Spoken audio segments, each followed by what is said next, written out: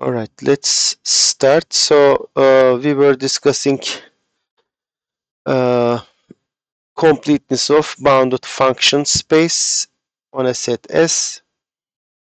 Uh, to do so, we take any Cauchy sequence and we show that this converges to some element.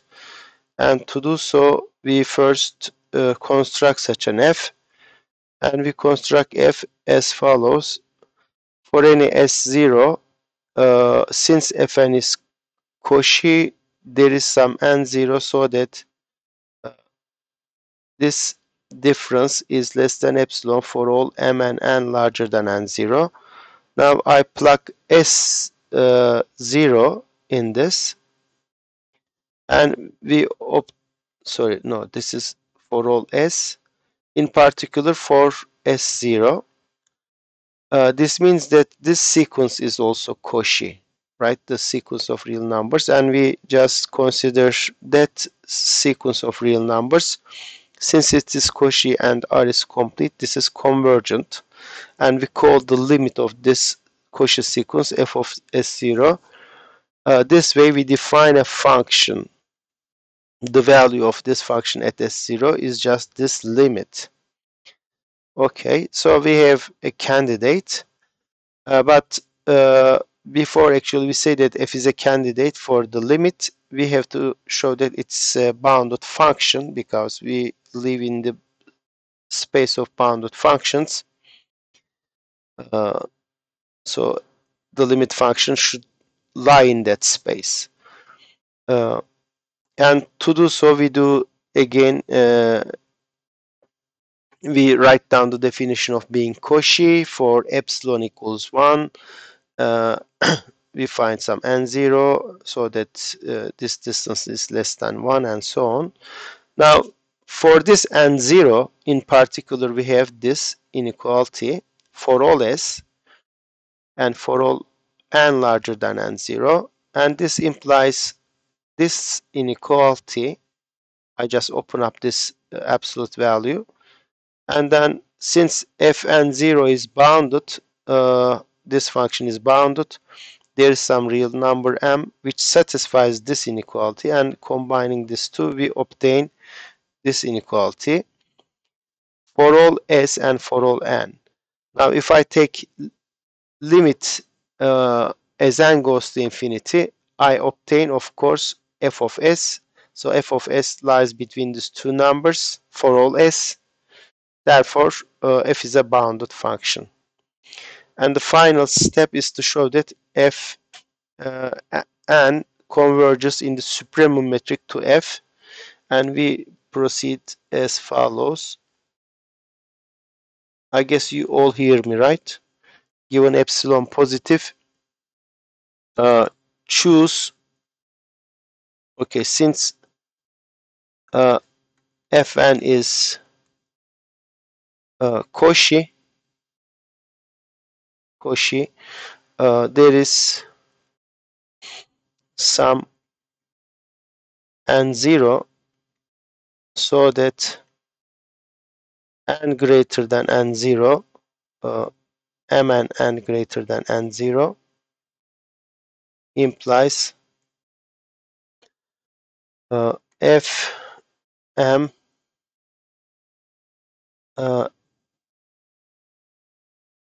okay, fns is less than epsilon over 3. This is true for all m and n larger than okay, I already said it, for all s in S, right? Because the supremum is less than epsilon over 3, therefore all these differences is less than epsilon over 3. Now we fix some S0, fix any S0, okay? I know that limit fn S0 is f of S0, right? So since this limit S0, there is some index. Let me call that index n0 of s. Okay, this is different than n0. This is a function of s0 actually. So that n greater than n0 s implies f n s0 minus f of s0 is less than, again, epsilon over 3.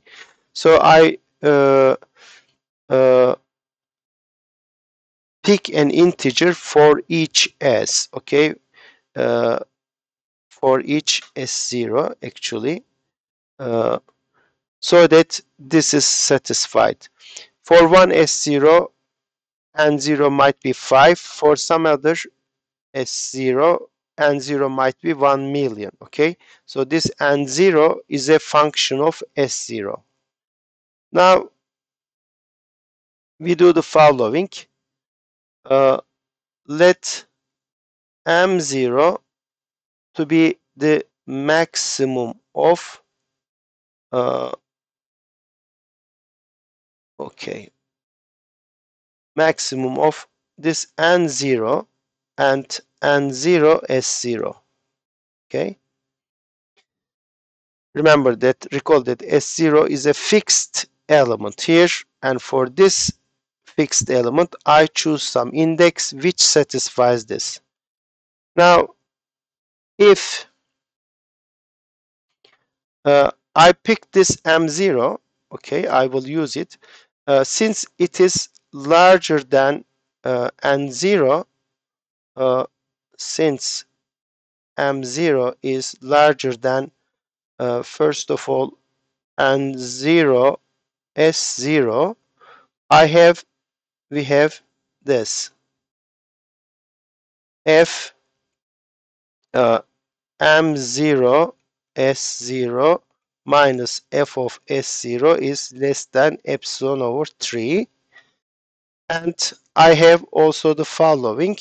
uh, uh, okay, now if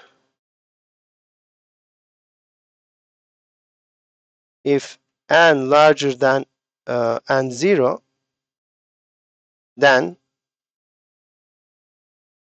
look at this difference, f of s0 minus fn of s0.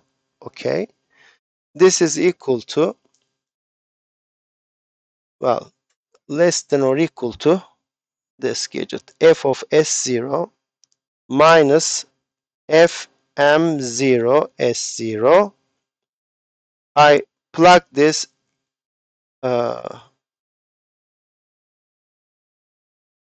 and then, so I subtract and add this gadget. Right, this is basically triangle inequality. I just add and subtract this and then divide that expression into 2. Now I have what? First of all, by this line, this is less than epsilon over 3, but also m0 is larger than n0 or equal to that. N is larger than or equal to n0. So both these indices m0 and n are at least n0. Therefore, the distance between these two functions is less than epsilon over 3, right? Here is that result. If these indices are larger than or equal to n0, then this is less than epsilon over 3 for all s, okay? So this is less than epsilon over 3, so I get 2 epsilon over 3 here. So we obtained this, okay? But you see, this is true. So for any s0 in S, right, we have we have f of s0 minus fn of s0 is less than 2 epsilon over 3, provided that if n is at least n0. But this means what? This means this is true for all S0. Therefore, the supremum metric, right? Hence, d sup of f and fn is less than 2 epsilon over 3, right? I just take supremum of this. But when you take supremum, you should allow also equality, right?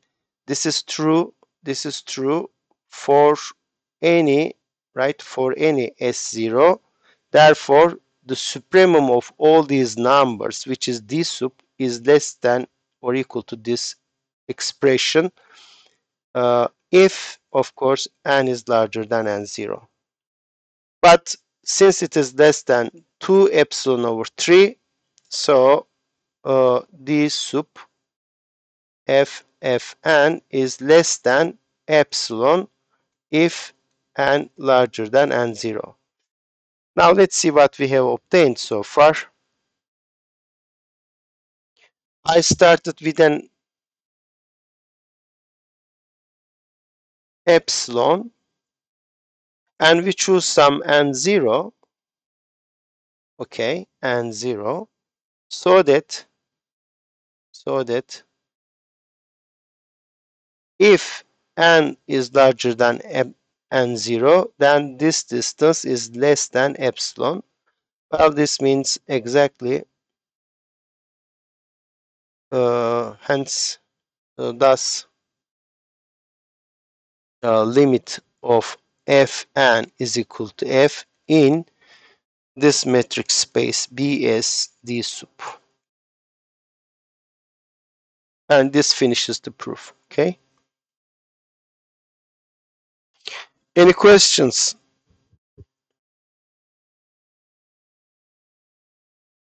Okay. Again, sorry for the confusion we had before. This is a very important result. We will use it a lot actually. Before I start discussing continuity of functions, so the next topic will be continuity of functions in metric spaces.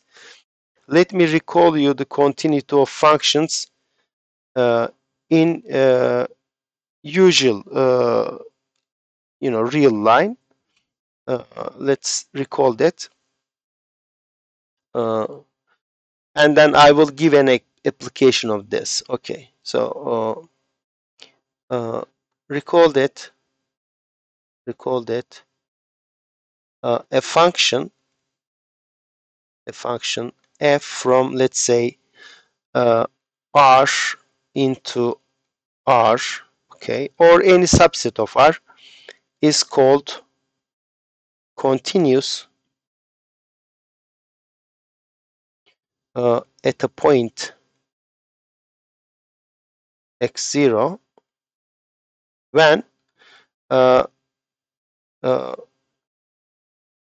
if what happens for any epsilon positive, there is some delta positive, so that x minus x0 is less than delta implies f of x minus f of x0 is less than epsilon, right? This is the continuity of functions on real numbers. Functions defined on real numbers. Now, we will consider the following functions. Oh, by the way, if a function is continuous at each point, then we just simply say that f is continuous, f is a continuous function. So if f is continuous at all points, we simply say that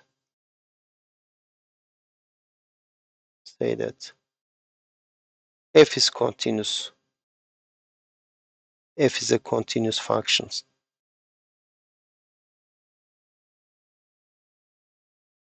Okay. Now we will consider the following. Uh, you see, I would like to apply the previous theorem to this setting, but we know that continuous functions on real line are not necessarily bounded. Therefore, I cannot apply the previous result to this setting because our functions need not to be bounded. However, again, we know from calculus that on a closed interval, every continuous function has a maximum and minimum. Therefore, they are bounded functions. So if I restrict myself to a closed interval, then the set of all continuous functions on that interval will be uh, bounded. Okay, so each function will be bounded. Therefore, I may apply the stuff we proved for bounded functions. So that's my plan. Uh, if I is a closed interval, closed and bounded interval,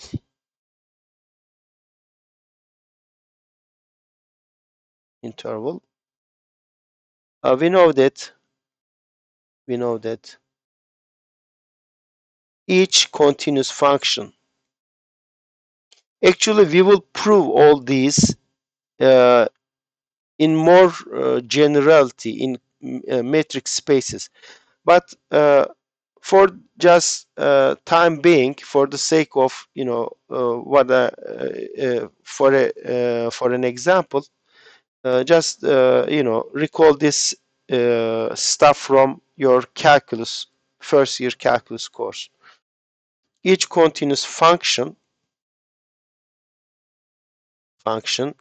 f from this closed and bounded interval into R is uh, uh, has a maximum and minimum.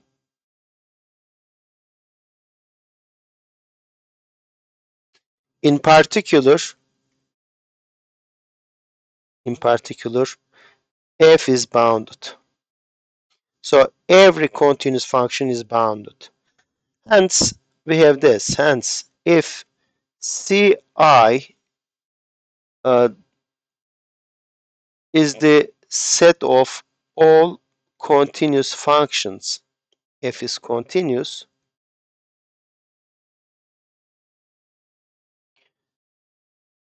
is the set of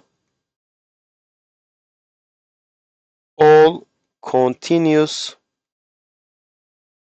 functions on I, then Ci is a subset of Bi.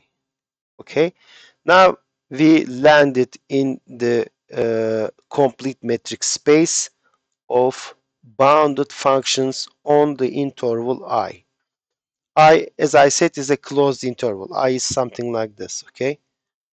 Some AB, closed interval. Closed and bounded interval. Not only closed, but closed and bounded. Okay. Now, this is a subset of the complete metric space of bounded functions on the interval I. So the natural question is to ask whether the set of continuous functions is complete or not. But we know that to show that a subset of a complete metric space is complete, it is enough to show that it's a closed subset. And that will be our next theorem.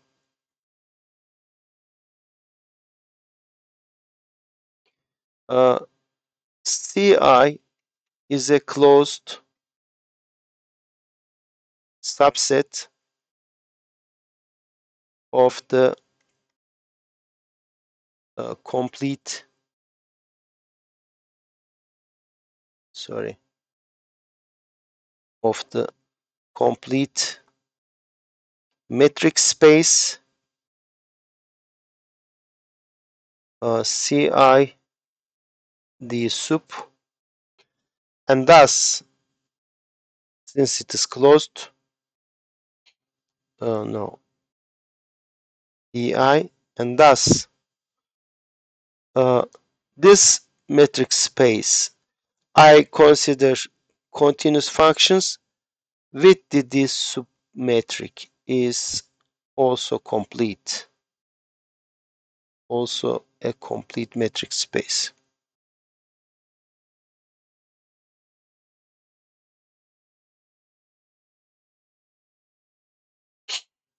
Okay. So we need to show that this is a closed subset of bounded functions. Closed means what? It contains its closure, and it contains its closure means you pick a function in the closure, and then there is a sequence which converges to that point, and we need to show that the limit yeah, the limit of that sequence also lies in the metric space. Okay.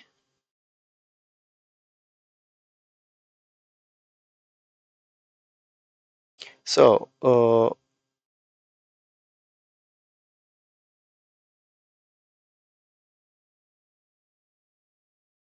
to show that this is closed, we will proceed as follows. Take any uh, uh, convergent sequence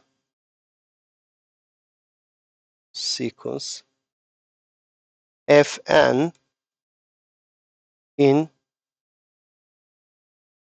Bi with each Fn is in Ci, okay, Ci for all n,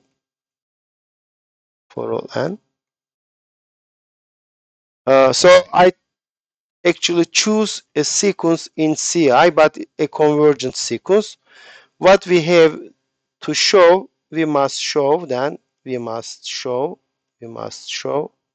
its limit.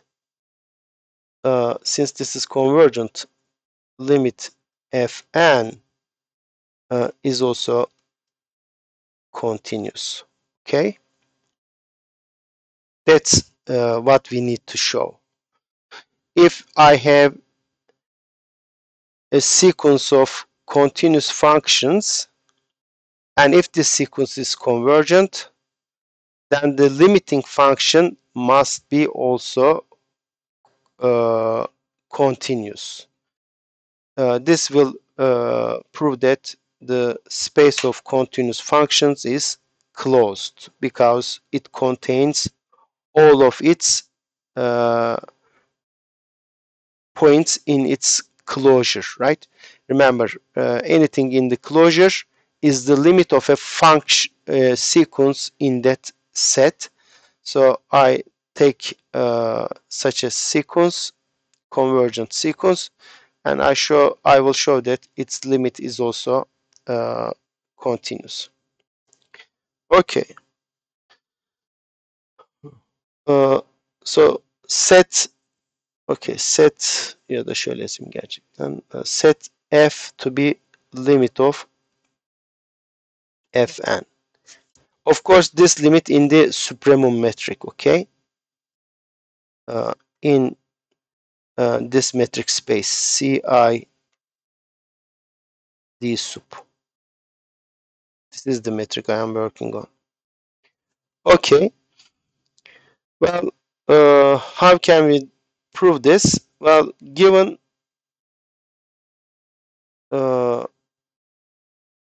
so we must show f is continuous. F is continuous. Continuous on I. Well, to show that it is continuous on I have to prove that it is continuous at all points. Pick any x0 in I. I have to show that f is continuous at this point, given epsilon positive. Choose first of all what? Some n0. I can choose n0 because this is a convergent sequence, right? It has a limit. Our aim is to show that this limit lies in this subset, continuous functions, but this is convergent. So there is some n0, so that if n greater than n0, then f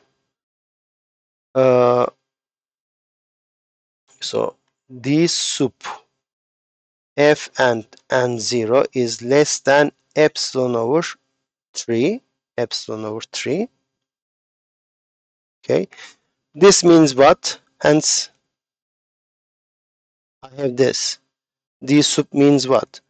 F of x minus fn of x is less than epsilon over 3 for all s, for all x in I and n larger than n0, right?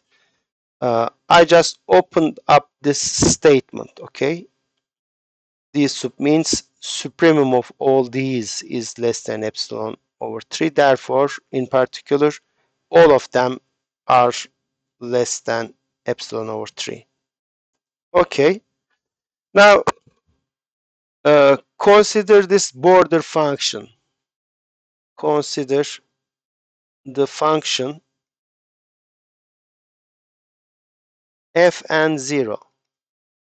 This is a function from I into R, and this sequence is a sequence in Ci. So each element of this sequence is a continuous function, which is continuous. Which is continuous.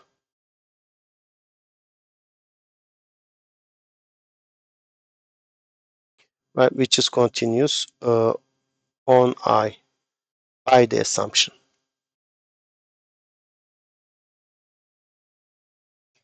Well, since it is continuous and I had this x0, right? I had picked some x0. In particular,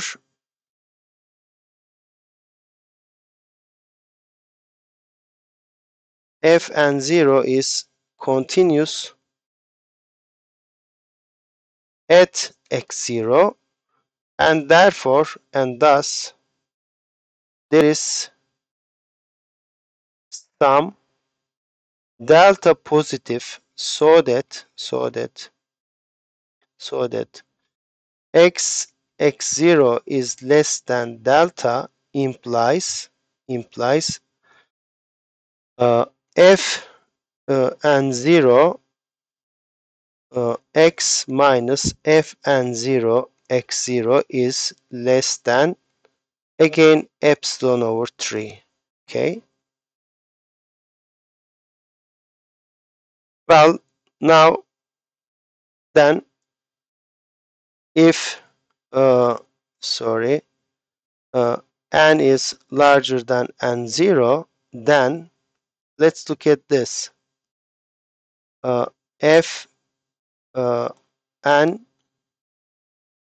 uh, so f of x minus f of x0 for the so I am looking at the limiting function. Well, I can write this as follows: f of x minus f n 0 x, and then I add this and then subtract the final term. So I haven't done anything, right? I just added and subtracted the same thing. Now, by the triangle inequality, this can be written like this.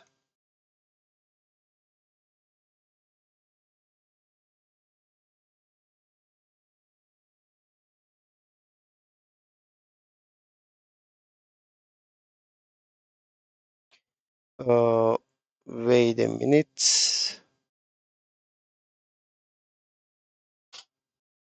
Oh, I have to do, sorry, I have to do more here. Yeah. I, okay, I'll do this. Uh, yeah. Okay, let me first write and 0 x and 0 x0, and then plus and 0 x0 minus f of x0. Right. I subtract this, add this, subtract this term, and then add this term. Yes. Here I okay, first let me write this. Yes. Now this is equality, right? I subtract this term, added the same term, subtracted this term and 0 x0, and added the same term. Now I use the triangle inequality. This is less than f of x minus f and 0 x. F and 0 x minus f and 0 x0, and plus f and 0 x0 minus f of x0. All right. Now you see, then I have what? Uh,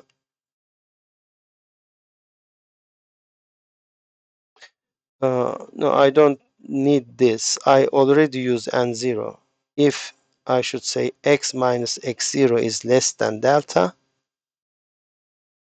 then okay. You see, first of all, uh,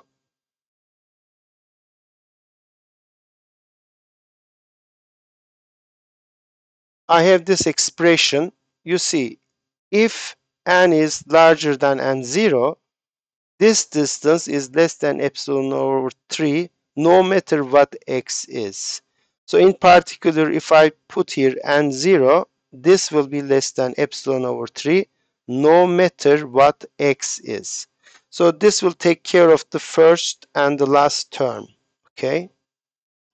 You see, so this is less than epsilon over 3, and this is less than epsilon over 3.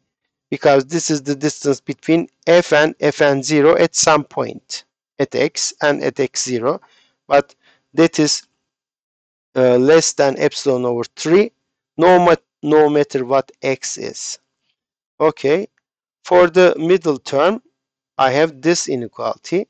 Provided that x is delta close to x0, this distance is less than epsilon over 3. Therefore, this distance is less than epsilon over 3, which makes an epsilon. So we proved what? Let me write. We picked at any point, given epsilon,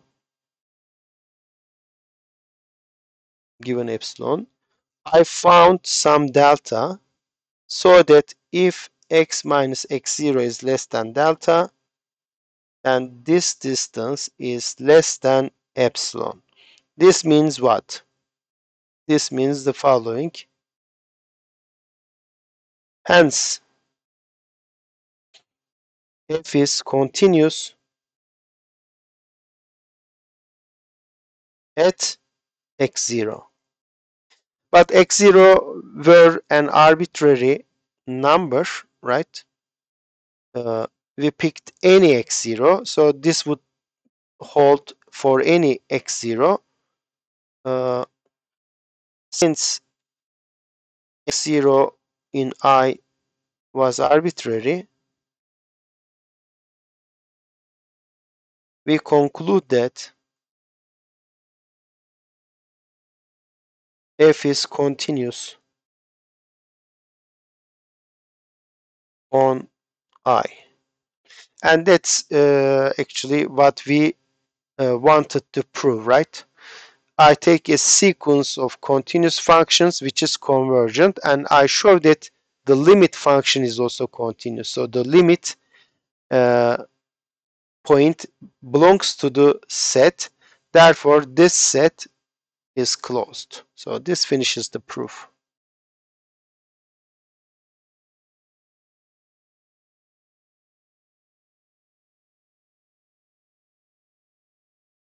All right. Any questions so far?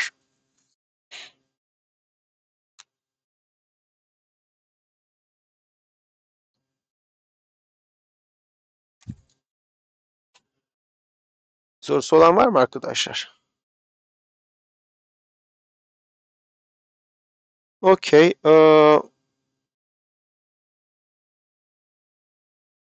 So we proved the following. Hence,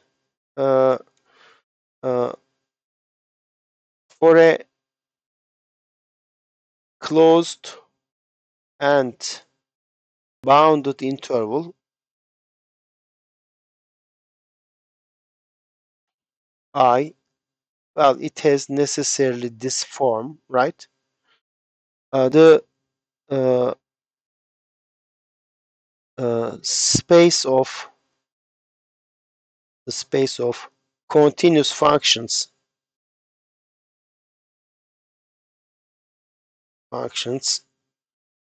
Ci equipped with the supremum metric is a complete metric space.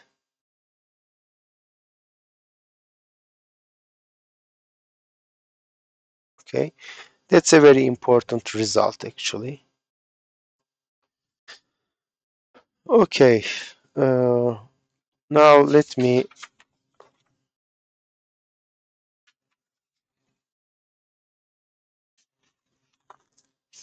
continue. We will talk about continuity of functions.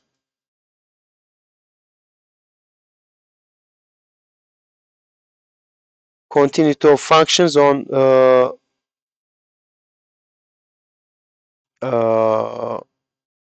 a metric space. Okay, so we will kind of generalize what we have done for functions defined on real numbers. Okay, now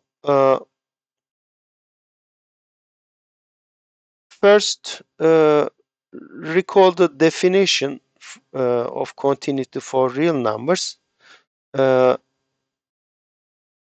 and I will write that definition in the following form. Recall that a function f from R to R is continuous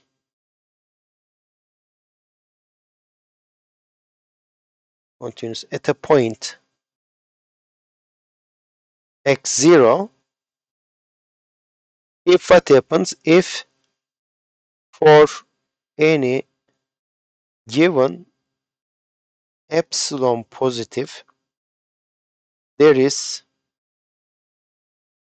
some delta positive so that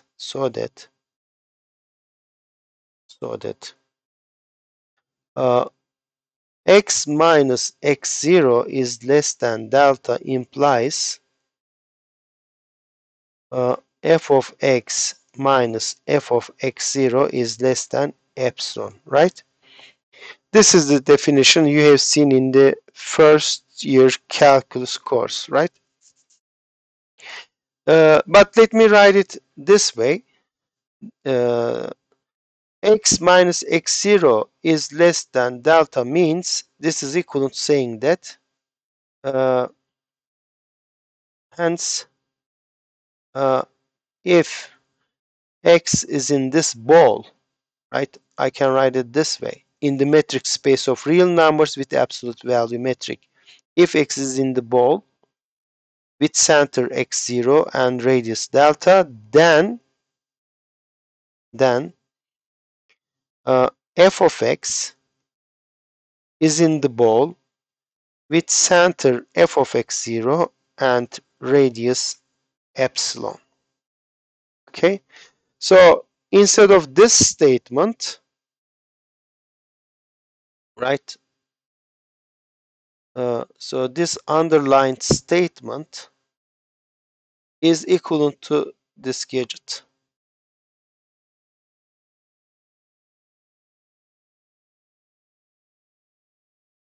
I can go one step further. This means what? Anything in this ball is mapped in this ball, right? If I take x, then its image here, or or equivalently,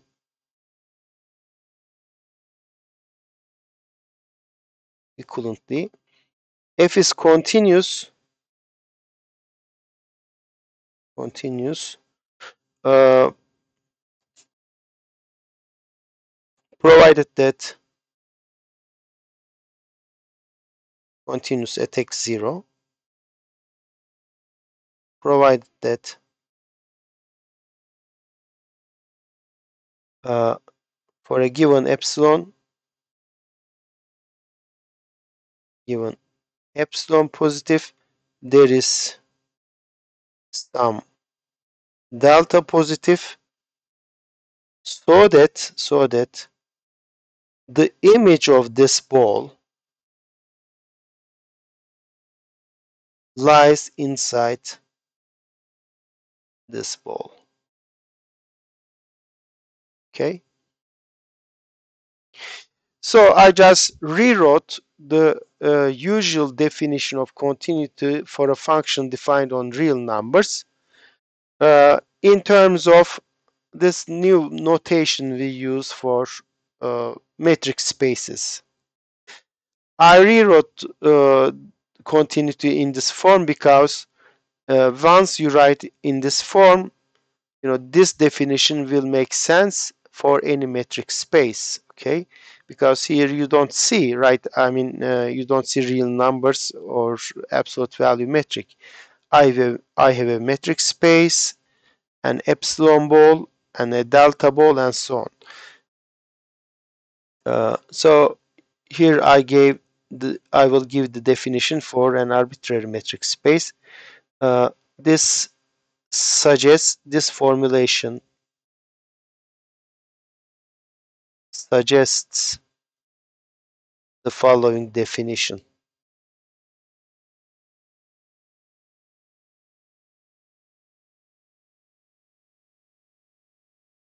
Here is the definition.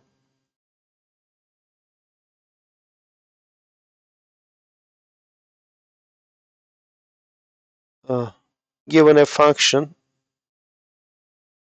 okay, let f be a function from a metric space. Let me, okay, xt into y row be any function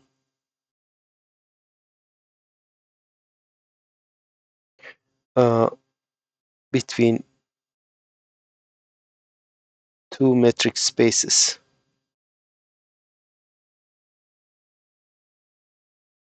Xt and y row. Okay. Let x0 be any point.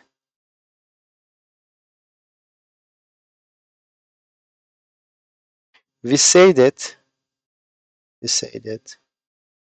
f is continuous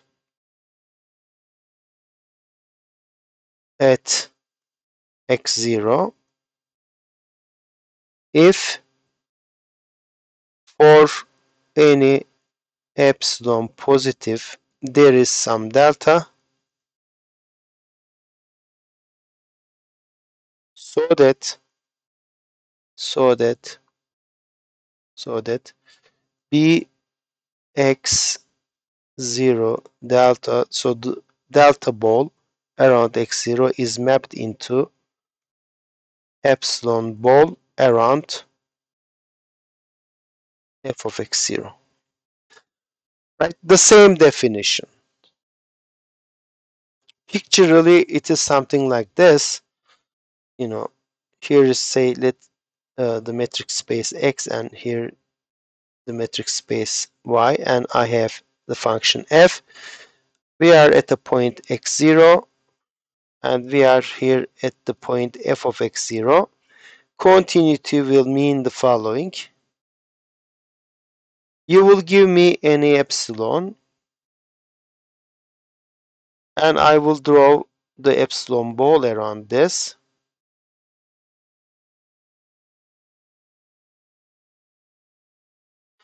So whenever you give me an epsilon ball, I need to find a delta ball.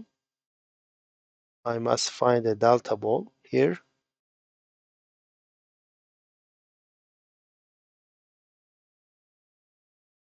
So that the image of this ball lies inside this ball. So the image will be something like this.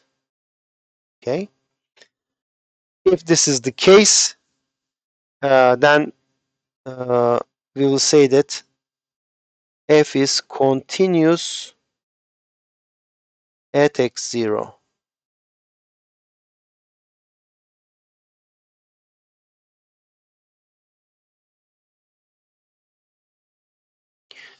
Of course, this is equivalent to what? Now let me write it in the other way, or equivalently,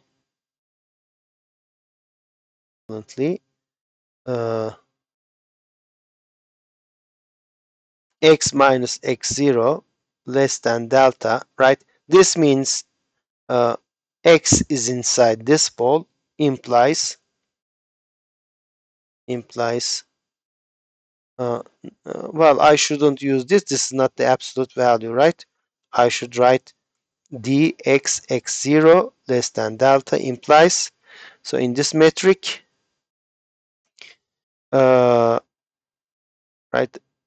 this distance is less than delta means x belongs to this ball, and if this is the case, uh, its image, but this time I need to use this metric because in the y metric space y, my metric is rho. Distance between f of x and f of x0 is less than epsilon, right? So this is less than delta means exactly this expression, x belongs to this ball, and this means f of x belongs to this ball. Therefore, this ball is mapped into this. That statement is equal to this statement. Dxx0 is less than delta implies rho of f of x0, f of x0 is less than epsilon. Any questions so far?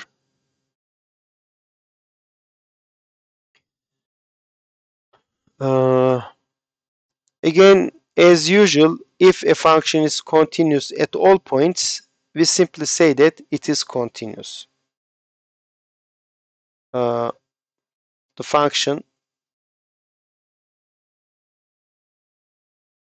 f from xd to y rho, once the metrics are understood, I will not write it this way. I'll just write f is a function from x to y. But for timing, let me just keep the metrics. So this function will be called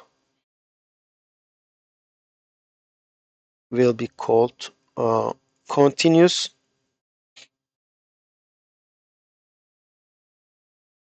if it is continuous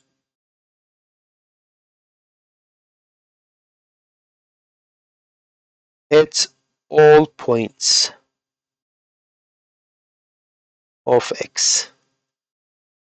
Okay.